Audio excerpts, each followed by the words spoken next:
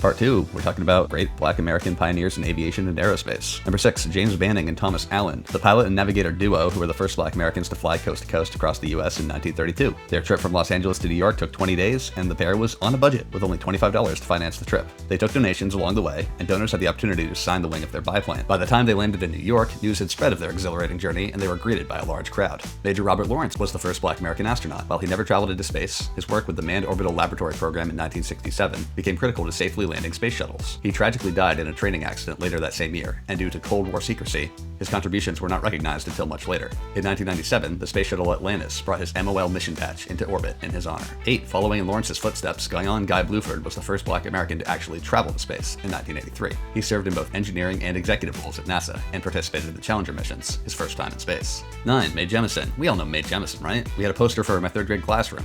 She was a scientist, engineer, physician, and the first African American woman to go to space aboard the space shuttle Endeavour in 1992. A great quote of hers reads like this: "Never be limited by other people's limited imaginations. If you adopt their attitudes, then the possibility won't exist because you'll have already shut it out."